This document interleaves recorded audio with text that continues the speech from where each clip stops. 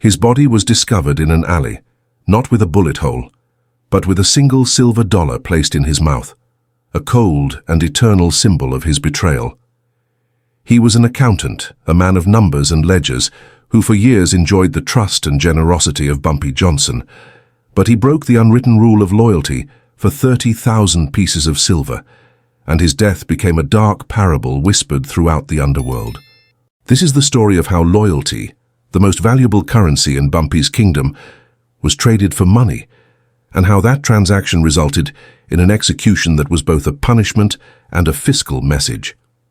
We delve into the mindset of a man for whom loyalty was not a sentiment, but the foundation of his empire and betrayal, a liability that needed to be wiped off the balance sheet in an exemplary and unforgettable way. The story takes place in the early 1960s, a time of prosperity for Bumpy Johnson's empire. His operations were vast and lucrative, generating a cash flow that needed to be managed, laundered, and accounted for with meticulous precision.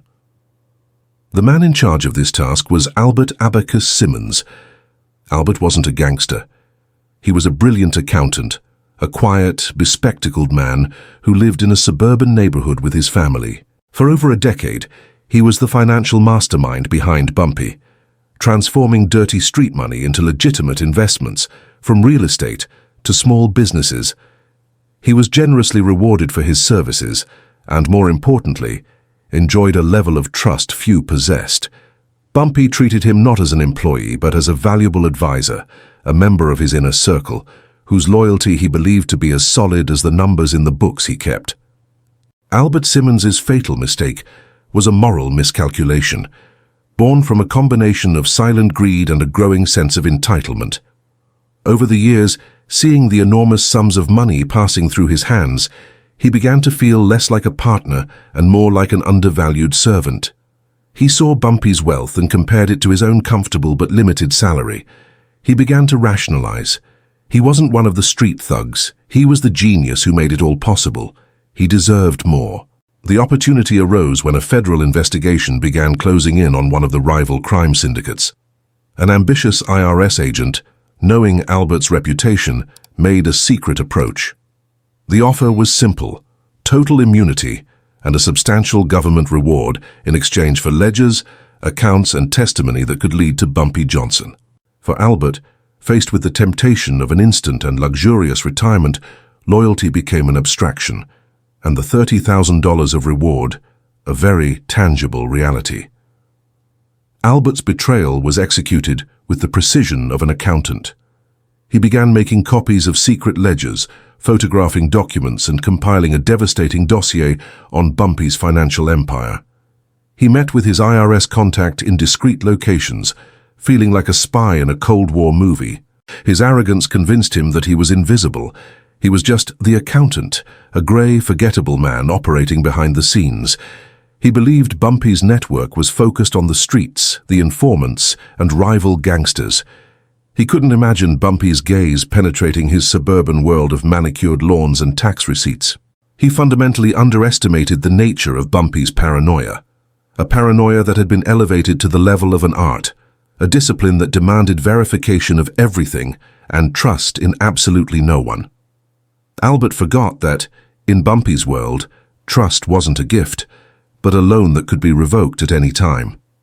Bumpy Johnson operated on the principle that financial betrayal was the most intimate and dangerous form of disloyalty. Violence might be a matter of business, but money was personal.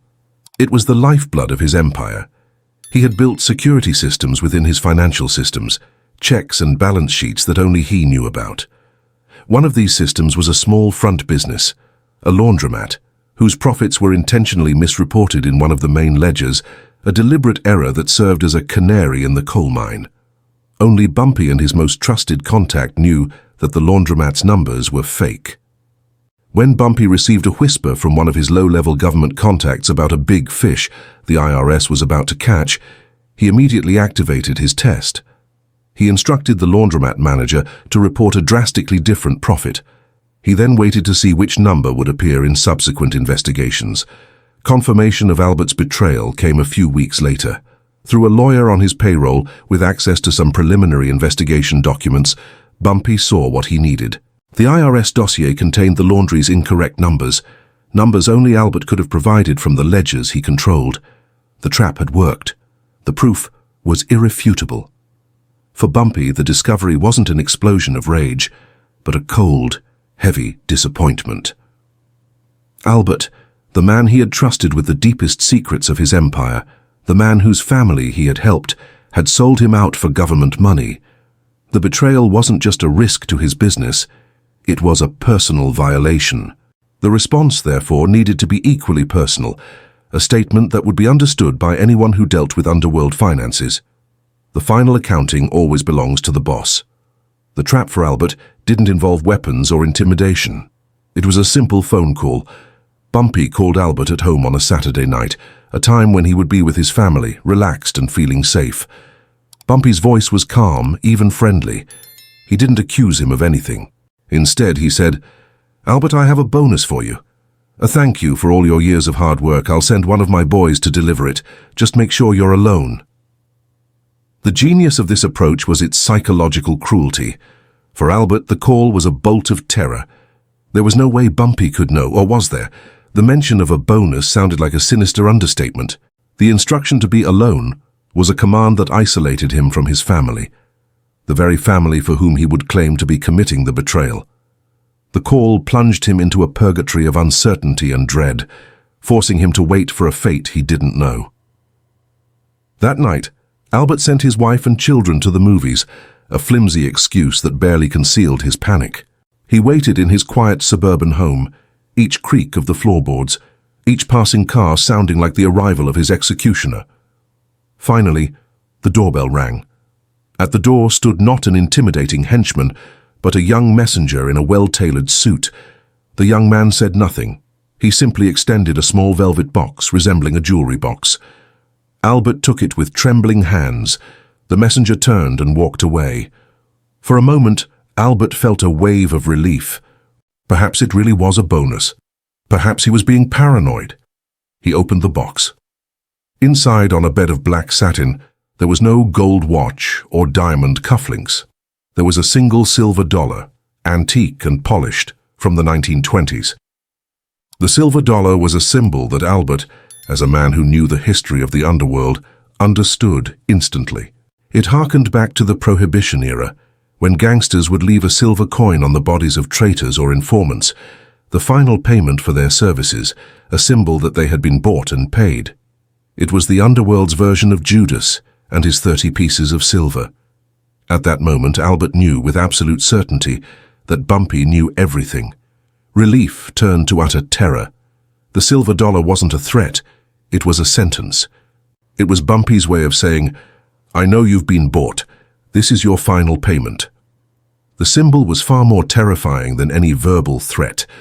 It was a communication of death, delivered with the coldness of a business transaction.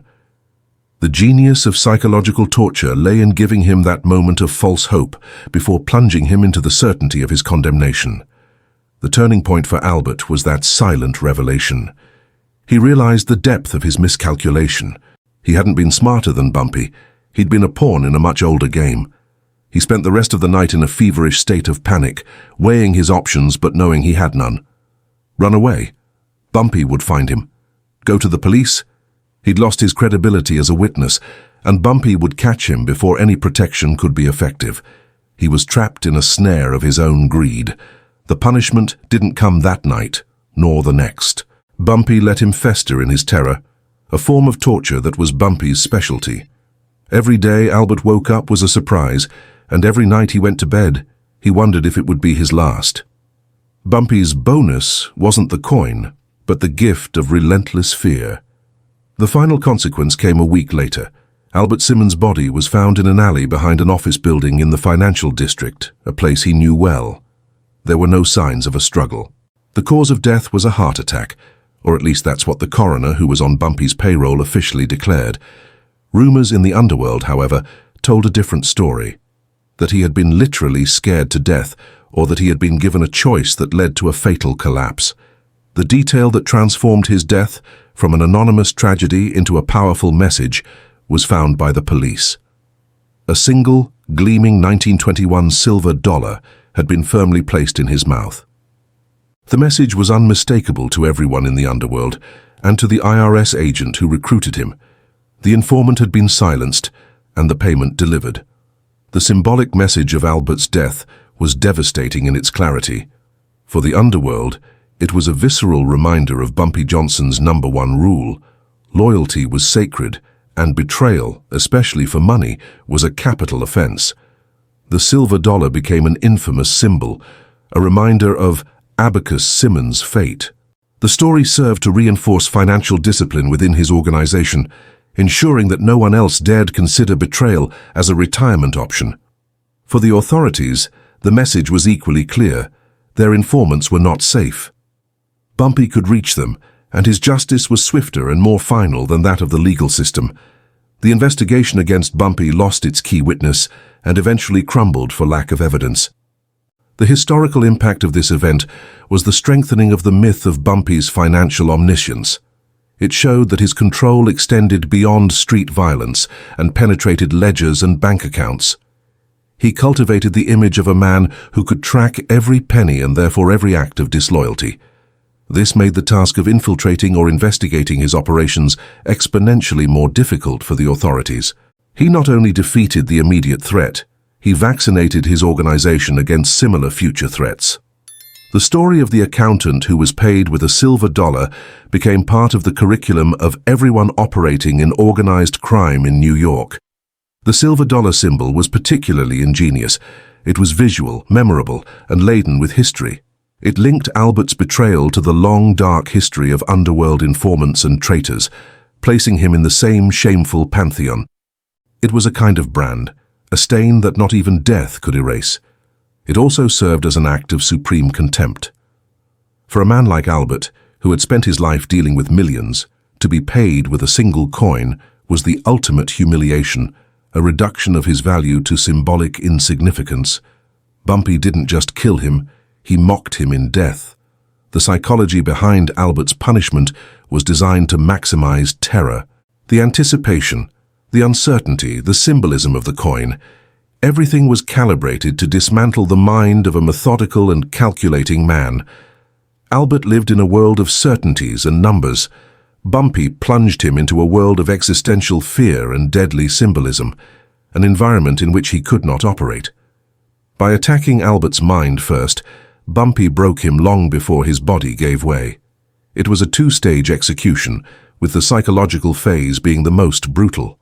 Ultimately, Albert Simmons' fate illustrates Bumpy Johnson's uncompromising worldview. In his balance sheet, loyalty was the most valuable asset, one he protected more fiercely than any safe. Betrayal was an intolerable liability that had to be zeroed out. By breaking the unwritten rule, Albert didn't just commit a crime, he created an imbalance in Bumpy's universe. His death wasn't just revenge, it was an act of accounting rebalancing. A final demonstration that in the end all accounts are settled, and Bumpy Johnson was always the ultimate auditor.